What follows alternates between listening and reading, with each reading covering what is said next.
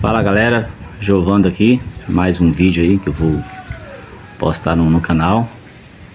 É um vídeo que retrata um pouco aí o que está acontecendo no nosso país, né? Hoje 16 de março, né, domingo.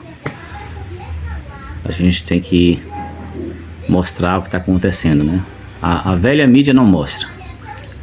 Então o meu canal aqui é pequeno, mas o que eu puder fazer para mostrar o que está acontecendo, né? Através de vídeos de parceiros, né, de amigos, a gente vai mostrar, tá bom? Então não é para colocar ninguém contra ninguém, é só pra gente resgatar o nosso país. O vídeo tem mais ou menos uns 10 minutos aí, tá bom? Então é somente para você pesquisar, refletir, nunca é tarde, tá bom? Um abraço, fiquem com Deus. Pode mudar completamente os rumos da justiça brasileira. Alexandre de Moraes, o todo-poderoso do STF, pode estar prestes a enfrentar o maior escândalo judicial dos últimos anos. Documentos secretos revelam que um dos seus juízes auxiliares aventou a possibilidade de editar vídeos e imagens dos atos de 8 de janeiro, lançando uma suspeita gigantesca sobre a integridade das investigações. Isso mesmo. Um e-mail interno obtido pela revista Oeste mostra que o juiz Leonardo Fernandes, subordinado direto de Moraes, pediu que todos os envolvidos na apuração enviassem seus vídeos para fechar a possibilidade de edição antes de disponibilizá-los nos processos. Mas o que isso significa? Será que provas foram manipuladas? Será que informações foram plantadas? Será que o maior tribunal do país forjou evidências para manter presos aqueles que desafiaram o sistema? As revelações são estarrecedoras e podem levar à anulação de todos os processos relacionados ao 8 de janeiro. A denúncia vem acompanhada de uma preocupação ainda maior. Segundo juristas, qualquer tipo de edição de provas pode significar falsificação documental. O advogado constitucionalista André Marsiglia foi taxativo ao afirmar: uma prova editada é uma prova criada. E se isso for comprovado, não estamos falando apenas de uma irregularidade administrativa, mas de um crime gravíssimo que pode levar a punições severas. Não é qualquer um dizendo isso, é um especialista no assunto. E pior, a defesa de diversos investigados já se manifestou e declarou que todos os processos do 8 de janeiro são nulos. Afinal, como alguém pode se defender de uma acusação baseada em provas manipuladas? Como pode um julgamento ser imparcial se o próprio STF atuou como investigador, acusador e juiz ao mesmo tempo? Isso tudo configura nada menos que um tribunal de exceção, algo completamente incompatível com a democracia e o Estado de Direito. Se isso se confirmar, Alexandre de Moraes pode estar com os dias contados no Supremo. Mas a bomba não para por aí. Sabe o que é ainda mais assustador? Esse material estava nas mãos do STF desde o início do processo, mas não foi disponibilizado às defesas dos investigados. Ou seja, o gabinete de Moraes segurou provas cruciais até decidir o que fazer com elas. Por quê? O que havia nesses vídeos que não poderia vir a público? Será que mostravam algo diferente da narrativa oficial? Será que alguém dentro do tribunal sabia que as imagens poderiam desmontar as acusações? A revelação coloca o Supremo Tribunal Federal no epicentro de um escândalo sem precedentes. E agora os ministros terão que responder perguntas duríssimas. Se provas realmente foram manipuladas, isso abre caminho para pedidos de impeachment, perda de cargo e até processos criminais contra os responsáveis. E mais, a Polícia Federal e o Tribunal Superior Eleitoral, que participaram das investigações, também podem estar comprometidos nessa história.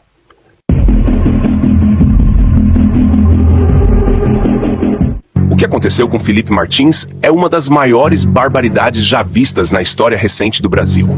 Um ato de injustiça escancarada, uma perseguição sem precedentes que atenta diretamente contra os direitos humanos e o Estado de Direito.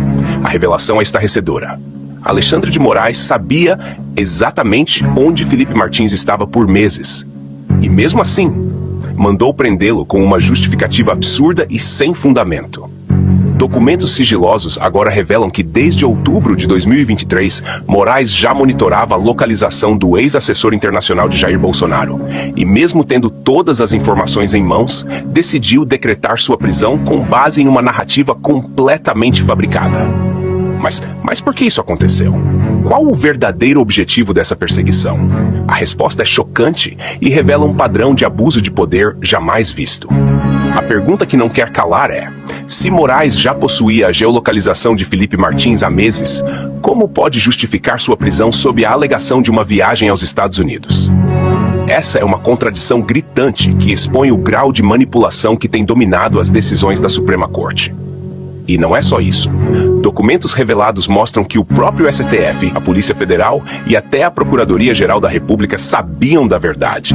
Eles tinham conhecimento de que Felipe Martins nunca saiu do Brasil, mas deixaram que ele fosse preso assim mesmo. Isso significa que houve uma construção deliberada de uma narrativa falsa para justificar sua detenção. Isso é crime. Isso é tortura judicial, perseguição política e um atentado direto contra o Estado Democrático de Direito. E se fizeram isso com ele, quem mais pode estar sendo vítima desse mesmo esquema? O ministro do Supremo, Alexandre de Moraes, acompanhava a localização do ex-assessor internacional Jair Bolsonaro 3 meses antes de prendê-lo. Decisões do ministro, agora em sigilo, mostram que o magistrado possuía informação de geolocalização de Martins desde outubro de 2023.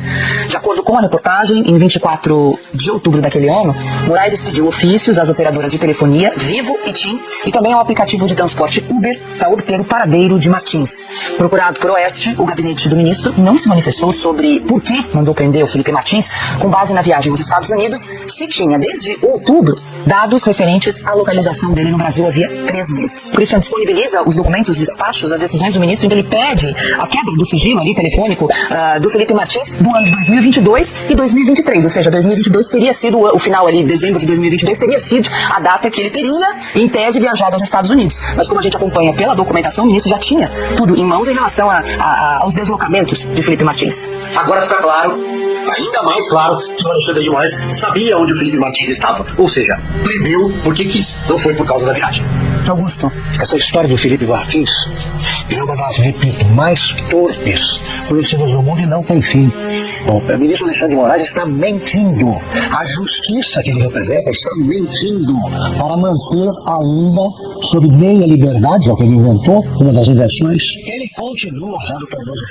É inacreditável, ele não viajou.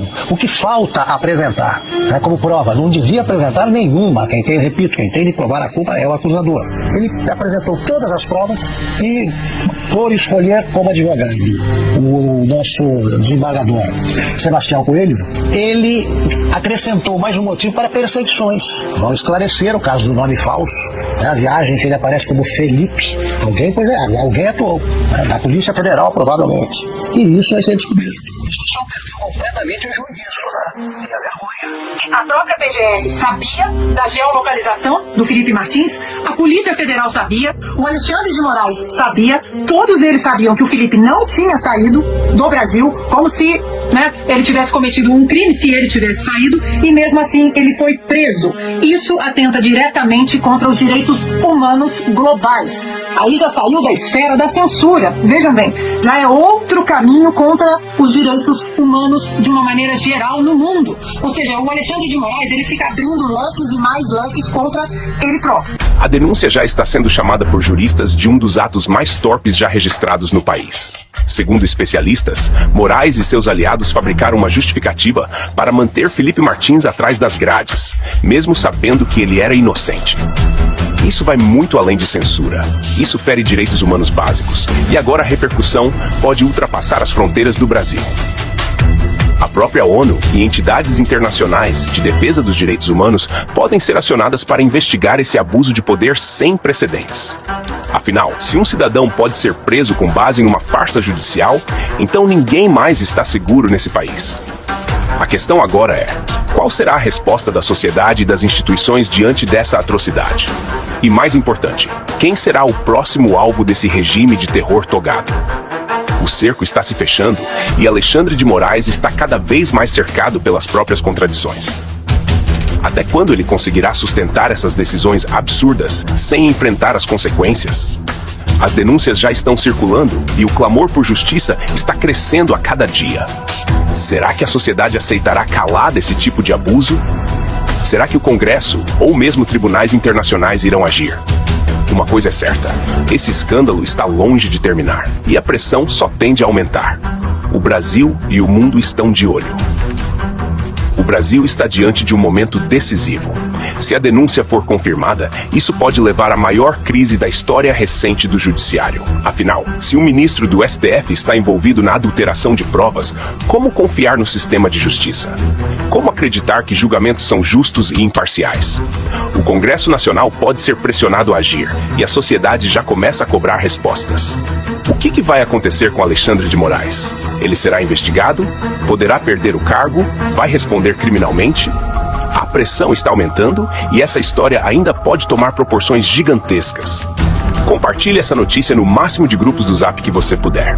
Vamos ajudar o Felipe Martins, que está sendo brutalmente injustiçado, espalhando esse vídeo para tios e tias do Zap. Enquanto o Boss Tio pula carnaval, vamos continuar aqui lutando contra todas as injustiças em nosso país. Que viva Cristo Rei!